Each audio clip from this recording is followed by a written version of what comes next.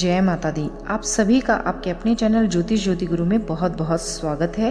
कार्तिक का महीना चल रहा है और कार्तिक के महीने में कृष्ण पक्ष की एकादशी तिथि को रमा या रंभा एकादशी कहते हैं। इस दिन माता लक्ष्मी जी को प्रसन्न करने के लिए उनकी पूजा अर्चना विशेष रूप से की जाती है। माता लक्ष्मी जी का एक नाम रमा या रंभा भी है, जिस कारण से इसे रमा या रंभा एकादशी कहा जाता है। यह एकादशी दीपावली से ठीक पहले आती है। इसी दिन से ही माँ लक्ष्मी जी का पूजन शुरू हो जाता है। इस व्रत के प्रभाव से सभी प्रकार की जीवन में होने वाली आर्थिक परेशानियां दूर होती हैं और ब्रह्म हत्या जितना दोष अगर किसी के जीवन में है तो वह भी दूर हो जाता है। तो इस व्रत को रखने से बहुत ही अधिक पुण्य फलों की प्राप्ति होती है। साल 2022 में कार्तिक रमा एकादशी का व्रत 21 अक्टूबर शुक्रवार के दिन रखा जाएगा। एकादशी तिथि का प्रारंभ 20 अक्टूबर को शाम के समय 4:04 पर प्रारंभ होगा और एकादशी तिथि का समापन 21 अक्टूबर को शाम को 5:22 पर हो जाएगा। व्रत का पारण करने का समय 22 अक्टूबर को प्रातःकाल 6:05 से प्रातःकाल 8:28 तक रहेगा। इस एकादशी के दिन भगवान कृष्ण का संपूर्ण वस्तुओं से पूजन, नैवेद्य तथा आरती कर प्रसाद वितरित करने से और ब्राह्मणों को भोजन कराने से, दक्षिणा देने से विशेष फलों की प्राप्ति होती है। शास्त्रों के अनुसार इस एकादशी तिथि का व्रत रखने वालों को दशमी तिथि की शाम से ही सूर्यास्त के बाद से कुछ भी नहीं खाना चाहिए, क्योंकि व्रत प्रारंभ हो जाता है। रमा एकादशी पर भगवान विष्णु जी के केशव स्वरूप के साथ माता लक्ष्मी और भगवान गणेश की पूजा अर्चना करनी चाहिए। माता लक्ष्मी के रमा स्वरूप की पूजा इस दिन करना सर्वश्रेष्ठ होता है।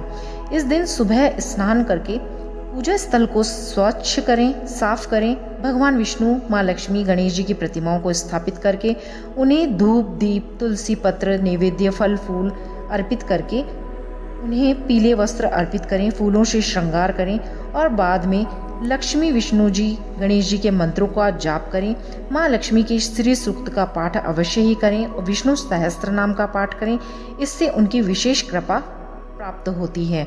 फिर बाद में आरती करने के बाद प्रसाद को वितरित करके ब्राह्मणों को भोजन कराएं और उन्हें दक्षिणा दें।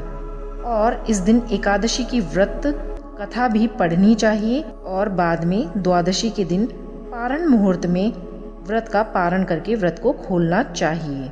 इस एकादशी के व्रत में चावल का सेवन नहीं करना चाहिए।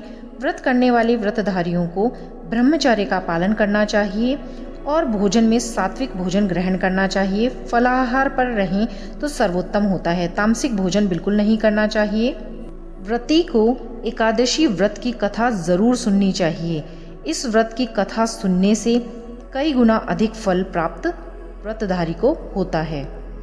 रमा एकादशी के दिन भगवान विष्णु, माँ लक्ष्मी जी की पूजा एक साथ करने के बाद अगर तुलसी माता की पूजा भी की जाती है तो इससे जीवन में सभी प्रकार की आर्थिक समस्याएं दूर होती हैं और आर्थिक संपन्नता आती है।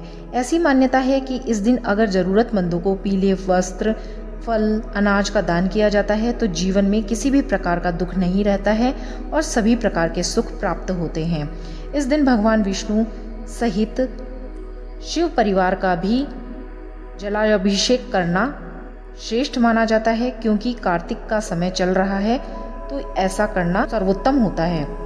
रमा एकादशी के दिन कम से कम 5 या 11 कौड़ियाँ माता लक्ष्मी को अर्पित करने के बाद उसका पूजन विधि विधान से करके बाद में उसे अपनी तिजोरी, गल्ले या अलमारी, जहाँ पर अपनी मूल्यवान वस्तुएं रखते हैं, वहाँ पर स्थापित करना चाहिए। इससे वर्ष भर धन की कोई कमी नहीं रहती है।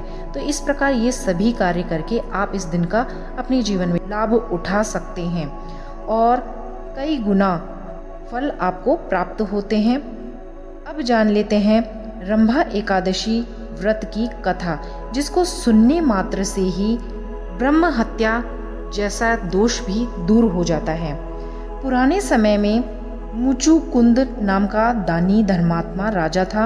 वह प्रत्येक एकादशी का व्रत करता था। राज्य की प्रजा भी उसके देखा देखी ही प्रत्येक एकादशी का व्रत करने लगी थी। राजा के चंद्रभागा नाम की एक पुत्री थी, वह भी एकादशी का व्रत करती थी। उसका विवाह राजा चंद्रसेन के पुत्र शोभन के साथ हुआ। शोभन राजा के साथ ही रहता था, इसलिए वह भी एकादशी का व्रत करने लगा। कार्तिक मास की कृष्ण पक्ष की एकादशी को शोभन ने एकादशी का व्रत रखा, परंतु भूख से व्याकुल होकर मृत्यु को प्राप्त हो गया। इससे राजा, रानी और पुत्री बहुत दुखी हुए, परंतु एकादशी का व्रत करते रहे।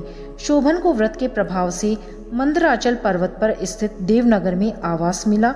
वहां उसकी सेवा में रंभादि अप्सराएं तत्पर थीं। अचानक एक दिन मुचुकुंद मंदराचल पर्वत पर गए तो वहां पर उन्होंने शोभन को देखा। घर आकर उन्होंने सब वृतांत रानी एवं अपनी पुत्री को बताया।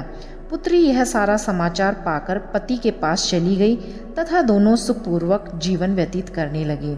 उनकी सेवा में रंभादिक अप्सराएं लगी रहती थी, इसलिए ही इस एकादशी को रंभा एकादशी भी कहते हैं। इस कथा का श्रवण करने मात्र से ही कई गुना फल एकादशी के व्रत का मिलता है। अगर आप एकादशी का व्रत नहीं भी रख रहे हैं तो भी यह कथा अगर आप कार्तिक मास में सुनते हैं तो उसका आपको अनंत फल प्राप्त होता है। अगर आपको वीडियो अपने लिए जरा सी भी उपयोगी लगी हो या पसंद आई हो तो आप चैनल को सब्सक्राइब करना बिल्कुल ना भूलें, और चैनल पर नए आए हैं तो भी चैनल को सब्सक्राइब करें। वीडियोस को लाइक शेयर करना भी ना भूलें। तो चलिए मिलते हैं नई वीडियो के साथ, तब तक के लिए आप सभी को बहुत बहुत धन्यवाद, नमस्कार और रंभा एकादशी की बहुत बहुत हार्दिक शुभकामनाएं। जय माता दी।